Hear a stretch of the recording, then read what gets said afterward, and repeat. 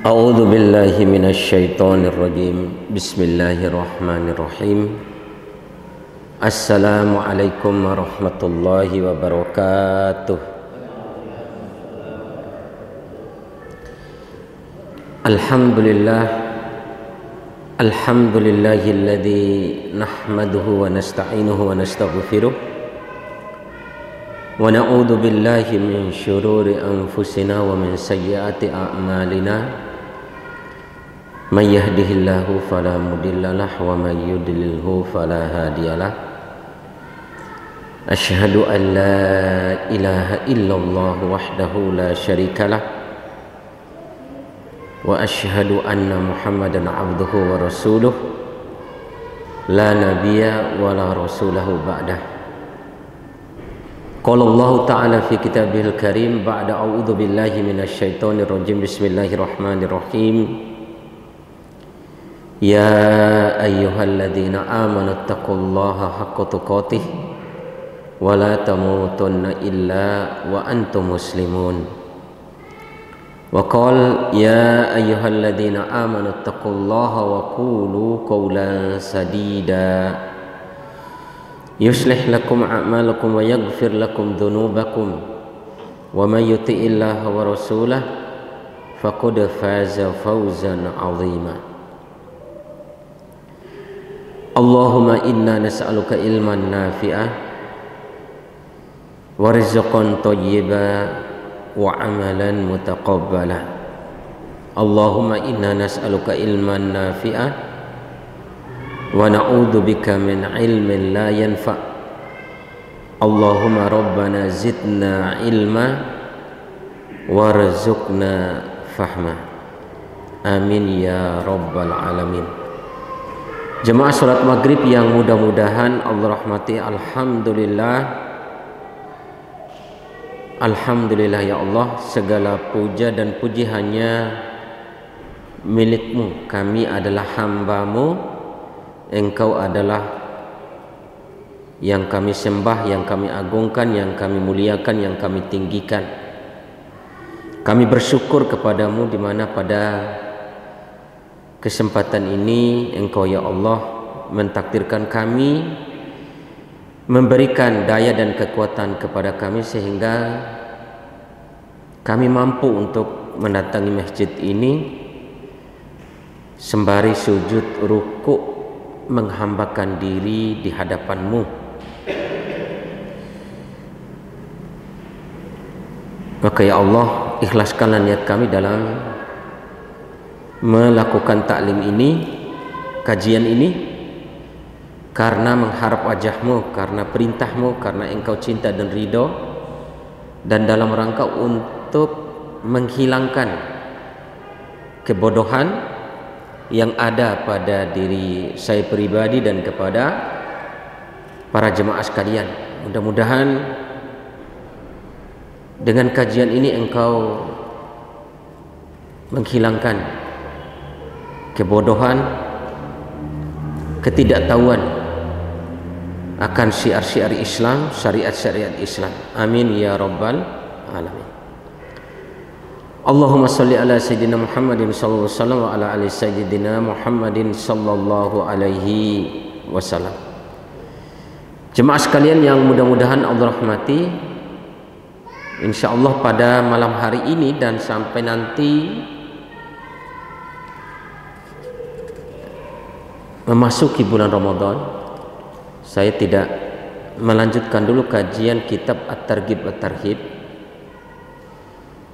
karena sebagai persiapan kita untuk menghadapi bulan Ramadan atau saum di bulan Ramadan yang nanti insya Allah di awal bulan Maret, ya, kita akan bahas dulu kajian ringkas praktis kaitan dengan hukum-hukum yang berkaitan dengan bulan Ramadan. Ini supaya nanti kita persiapannya untuk menghadapi bulan Ramadan itu maksimal dan juga berdasarkan ilmu. Jemaah sekalian yang mudah-mudahan Allah rahmati, makna yang pertama adalah makna as-saum. Saum itu adalah bermakna secara bahasanya adalah al-imsak, menahan diri dari makan dan minum, menahan diri dari berkata yang kotor, menahan diri dari segala sesuatu yang dilarang. Itu adalah as-saum bermakna al-imsak. Adapun makna secara istilahnya adalah al-imsaku minal muftirati min tulu'i syamsi ila gurubiha biniyatin makhsusin wa syurutin makhsusatin. Adapun makna saum secara istilah adalah menahan diri dari perkara-perkara yang membatalkan puasa, dari sejak makan sahur, terbit fajar ya, sampai nanti terbenam matahari, dengan niat khusus dan syarat-syarat yang khusus. Jadi di dalam kitab yang saya baca, baik itu Al-Fiqh Asy-Syafi'i lil Mubtadi'in, kemudian Fiqh Sunnah lin Nisa, makna saum secara istilah saja ulama ikhtalafa fi, berbeda pendapat dalam memberikan makna dan definisi daripada saum. Jadi secara bahasanya seperti itu. Nah, sekarang kita bahas lagi kaitan dengan saum.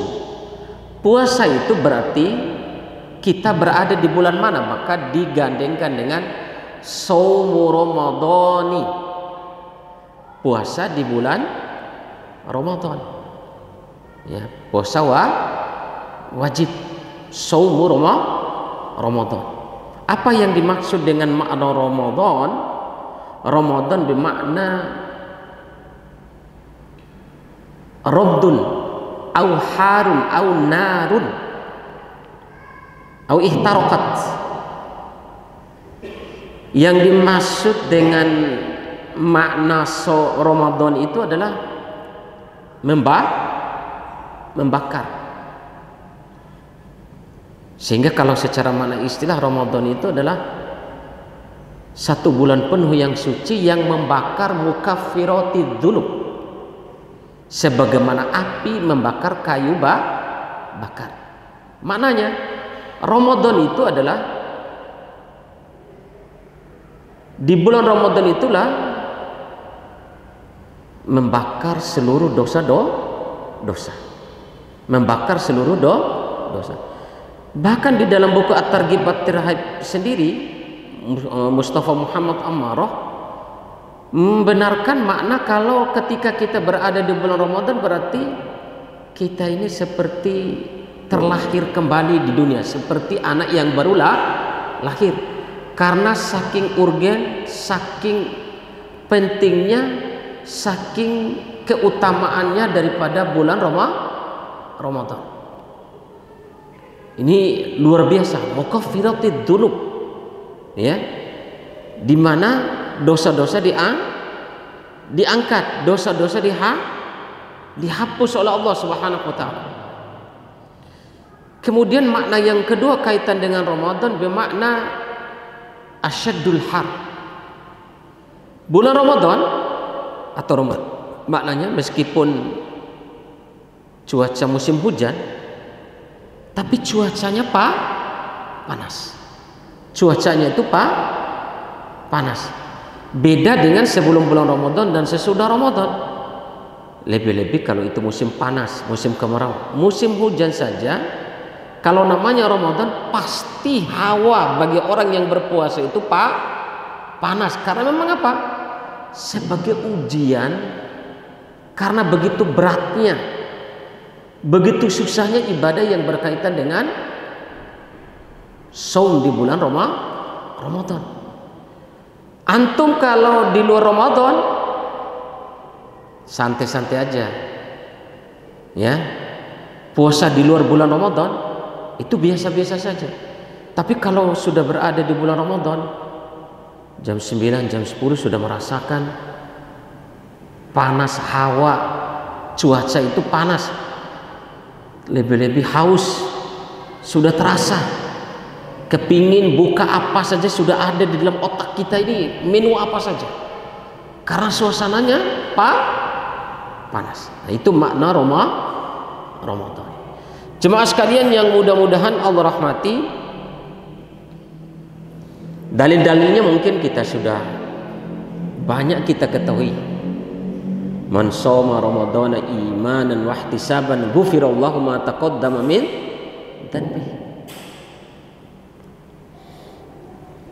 Barang siapa yang berpuasa di bulan Ramadan penuh keyakinan imanan, penuh keyakinan, yakin akan adanya pahala dan yakin akan adanya dosa bagi siapa yang meninggalkan.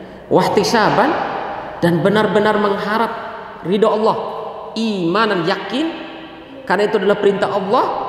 Wahtisaban, dan benar-benar mengharap perintah Allah Subhanahu wa taala. Ghufirallahu ma taqaddama min dzanbih. Allah akan ampuni dosa yang telah lampau. Di sini dikatakan kalau ada hadis yang menjelaskan tentang ini di buku At-Targhib wa Tarhib, Mustafa Muhammad Amara menjelaskan di dalam buku At-Targhib wa Tarhib itu, sawa'un kan as-saghair wal kabair.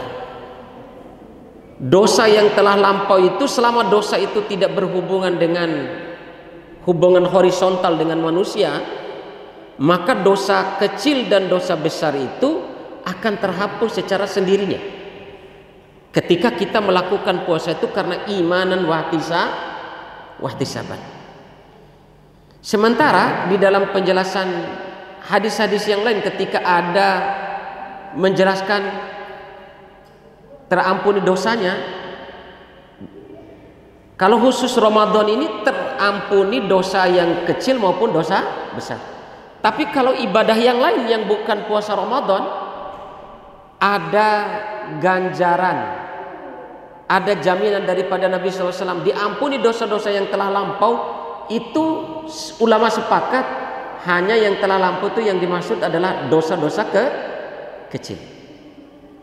Itu kalau di luar keutamaan daripada bulan Ramadan. Kalau Ramadan yang dimaksud hadis diampuni dosa-dosa yang telah lampau tadi ini adalah baik dosa kecil maupun dosa besar. Sama juga, man qoma ramadhana imanan wa ihtisaban ghufirallahu ma taqaddama. Barang siapa yang rutin menjaga salat tarawih karena iman wa ihtisaban, ghufirallahu ma taqaddama min dzanbi. Sama as-saghair wal kabair, baik dosa kecil maupun dosa besar. Nah, ini jemaah sekalian yang mudah-mudahan Allah rahmati, spesial keutamaan yang luar biasa yang Allah berikan bonus khusus spesial yang tidak ada tandingannya bagi siapa yang melakukan puasa di bulan Ramadan dengan penuh iman dan mengharap ridha Allah Subhanahu wa taala.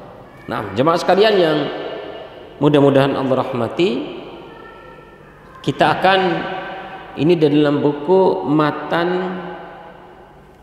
kitab ya, Matan Abu Syuja. Ini ringkas praktis. Langsung masuk pada pembahasan syurutu wujubis siyam. Syarat sehingga orang itu atau orang Islam ini wajib berpuasa. Harus punya syarat dulu. Berarti syarat ini adalah syarat yang harus kita penuhi sebelum melakukan puasa. Sehingga kalau syarat ini kita penuhi, maka wajib bagi kita untuk melaksanakan puasa. Di dalam buku Matan Abu Syuja hanya ada 4. Di dalam buku Safinatun Najah syarat wajib puasa itu ada 6. Ada yang 5, ada yang 3 saja. Ya, nanti gak apa-apa kita saling menambahkan saja.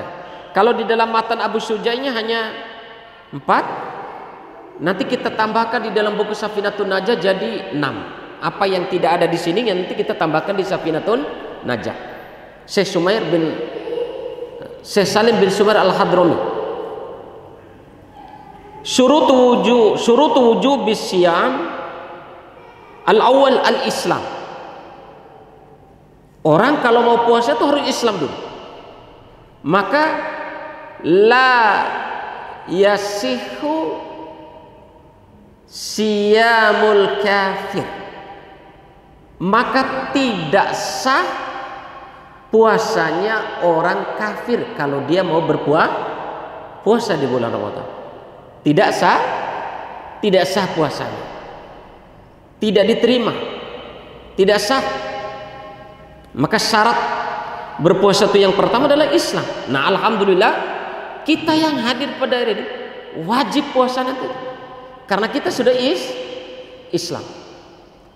Kemudian ditambahkan di situ kata Syekh Labib. Ya, Syekh Labib mengatakan, Syekh Labib Abdullah Al-Yamani mengatakan wa yu'akabul kafiru bitarkis siyam.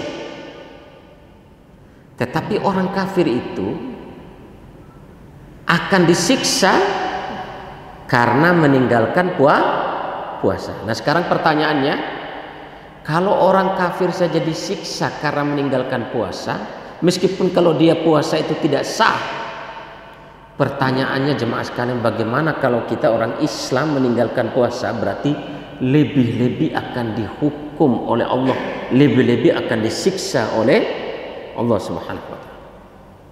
Mafhum hada?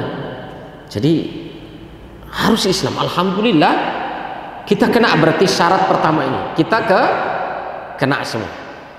Yang kedua, wal bulugu. Makna al bulug bermakna la yasihhu siyamus sobi was-saghir. Maknanya sudah sampai balik. Apa tanda balik itu?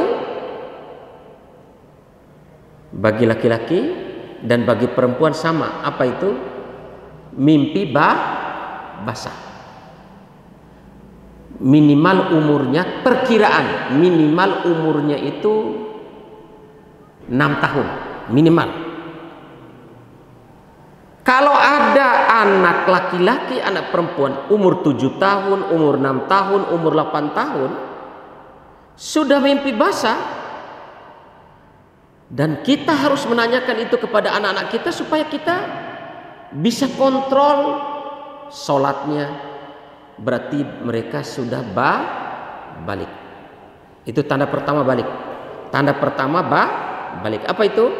Persamaan laki-laki dengan perempuan apa? Yaitu mimpi basah.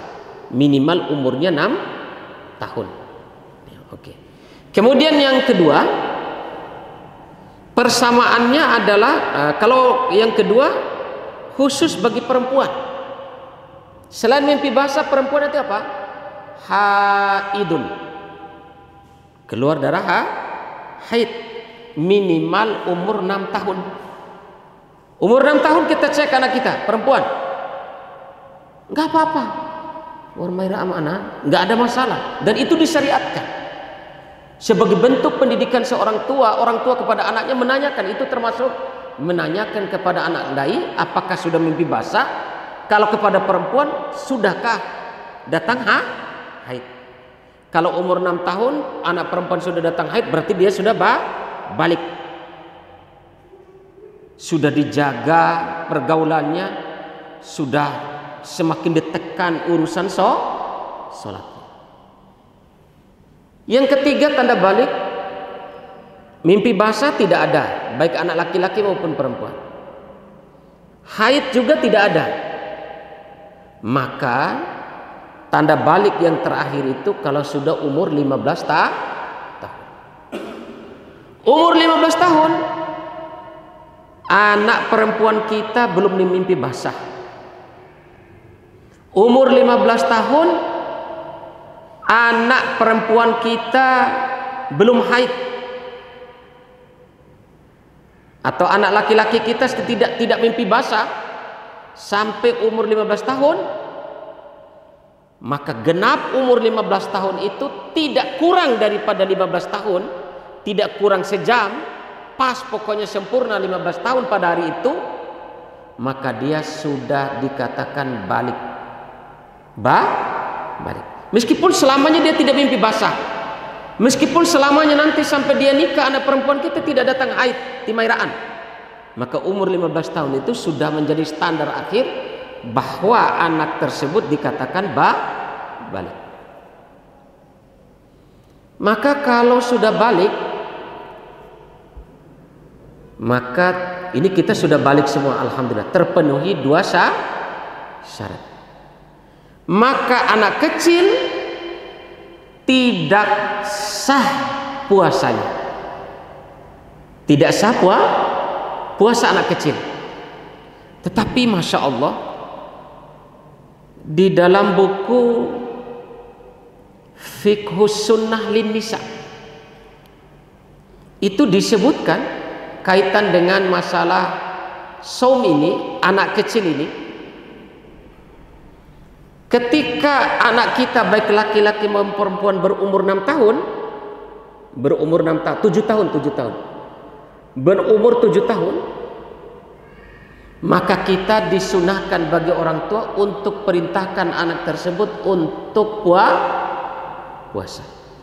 Tapi puasa mereka yang kita suruh ini ta'diban lahum. Sebagai apa? Sebagai pembelajaran bagi anak-anak kita. Umur 7 tahun. Mengambil dalil dari masalah sholat itu. Umuru auladhum bis-salah wa bis-sab'in wadribuhum wa hum bi asyrin. Perintahkanlah anak kamu sholat waktu umur 7 tahun. Kalau umur 10 tahun belum mau sholat, belum terbiasa dengan sholat, maka pukullah dia. Mengambil dalil itu maka dimanfaatkan juga. Ini saya tadi baca di dalam buku Fiqhus Sunnah Lin Nisa. Mengambil dalil itu, ternyata puasa juga. Anak kita ini dilatih puasa umur dari sejak umur 7 tahun untuk membiasakan mereka. Nanti kalau umur 10 tahun anak kita ini belum terbiasa puasa, maka dipukul. Tapi pukulnya itu bukan pukul menyiksa, tapi pukul dalam rangka untuk mendidik. Nah, ini kaitan dengan al-bulugh. Kemudian yang ketiga, al-aql, berakal, waras akalnya. Maka tidak sah puasa orang gila, ya, tidak sah puasa orang gila meskipun gilanya itu hanya sesaat. Contoh misalnya pendapat para ulama sepakat kalau dari sejak makan sahur dia normal, tapi tiba-tiba jam 9 muncul gilanya, maka batal langsung puasa pada saat itu. La yasihu salatahu. Jam 9 gila dia, jam 10 enggak gila lagi, tetap tidak sah puasanya. Maksudnya akalnya hilang meskipun maka jemaah sekalian, tidak sah puasa orang kalau mabuk. Faham ini? Tidak sah puasa ketika orang makan sahur, tapi habis makan sahur minum khamr, dia lanjutkan puasa, tidak sah karena akalnya hilang. Sabu-sabu, habis makan sabu-sabu sahur, apakah sah puasa? Tidak sah karena akalnya hilang. Nah, ini wal akal, jadi akalnya sehat. Maka tidak sah kalau orang itu puasa mabuk, gila, atau narkoba. tidak sah puasa. Kemudian jemaah sekalian yang mudah-mudahan Allah rahmati, wal qudrah au al itaqatu wal qudratu ala sum, punya kemampuan untuk melakukan puasa, punya kemampuan, mampu dia. Maka di dalam buku Safinatun Najah, Syekh Salim bin Sumar Al-Hadrami menyatakan, juga di Minhajul Muslim, di dalam juga buku Al-Fiqh Sunnah lin Nisa, tidak sah puasanya orang kalau sakit tapi sakitnya tidak bakal sembuh tidak sah. Orang sakit tapi tidak sembuh-sembuh begitu dari penyakitnya ini. Penyakit yang sakit yang yang susah diobati. Kalau istilahnya sakit menahun. Tidak ada celah untuk menyembuhkan secara perkiraan dunia, secara perkiraan dokter, susah untuk sembuh penyakit ini. Maka jangan dipaksakan puasa. Tidak sah puasa bagi dia. Sama yang kedua, orang yang sudah masuk tua renta, bagi mereka tidak sah untuk berpuasa. Tidak sah puasa mereka. Maka apa yang dilakukan oleh orang yang sakit, yang tidak ada kelihatan kesembuhan dari sakitnya, sama orang tua renta ini, apa yang dilakukan? Bukan kodok, tapi bayar fidyah. Bayar fidyah untuk mengganti hari-hari puasa yang dia tinggalkan. Fidyahnya berapa? Fidyahnya itu disepakati di dalam mazhab Syafi'i itu ukurannya ukuran makanan pokok itu 600 gram. 600 gram. Ukuran satu fidyahnya untuk tadi ukuran satu fidyah ya, itu 600 gram. Berarti orang tua yang renta, yang punya orang tua tapi tidak mampu puasa dan memang tidak wajib puasa, mereka serahkan makanan itu yang seukuran 600 gram tadi ini kepada fakir miskin sebagai ganti puasa tadi orang yang sakit yang tidak ada kesembuhannya, sama orang yang tua renta. Dan di dalam buku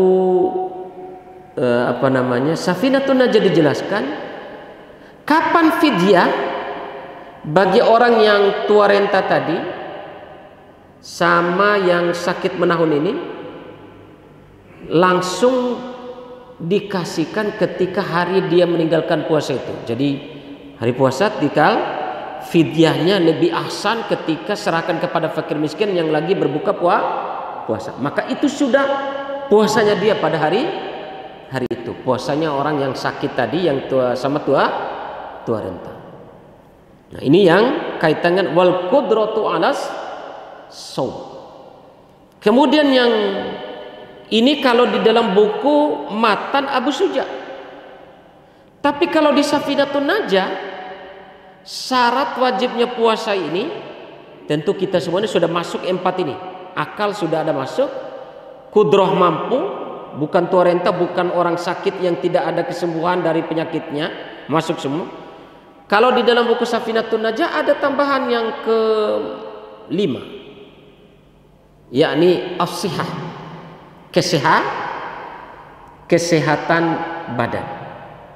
Ya, maka tidak sah puasanya siapa? Orang yang sakit. Ya, tidak sah puasanya orang yang sakit. Kalau sakitnya itu dia membahayakan dirinya kalau dia memaksakan diri untuk berpuasa. Ya. Maka tidak sah puasanya orang yang haidun sama orang yang nifas, perempuan yang nifas. Tidak sah puasanya. Orang puasa ini, orang puasa, wanita puasa, pas tinggal 2 menit atau 5 menit sebelum buka puasa keluar haidnya, batal puasa dia pada hari itu. Ya, batal puasa dia pada hari itu. Maka apa yang dilakukan oleh orang yang haid, ini perempuan yang haid sama orang yang darah nifas ini, apa yang dilakukan oleh mereka? 2 kriteria ini kodoan. Mereka harus mengganti puasa. Tidak boleh bayar di fidyah. Orang yang darah nifas sama orang yang haid ini. Paham ya? Tidak boleh dibayar fidyah. Mereka harus kodok. Kodok. Meskipun di mazhab Imam Ahmad bin Hambal dijelaskan kalau orang yang perempuan yang nifas ini bisa bayar fidyah.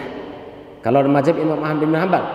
Tapi kalau mazhab Syafi'i sepakat, kalau kita rujuk misalnya ke mazhab Syafi'i, setelah saya baca dari sekian referensi mazhab Syafi'i, sepakat kalau orang perempuan ini haid dan darah nifas, dia hanya kodok, tidak ada fidyah. Maka jemaah sekalian yang mudah-mudahan Allah rahmati, kesehatan berarti terganggu juga kaitan dengan hamilun wa murdi. Ibu hamil sama ibu yang menyusui. Ini ada penjelasan. Kalau ibu hamil, kalau dia berpuasa tidak membahayakan dirinya dan tidak membahayakan kandungannya, maka puasanya sah. Boleh. Tapi kalau haid, wanita haid ini, hamil, dia perkirakan kalau dia puasa ini hanya membahayakan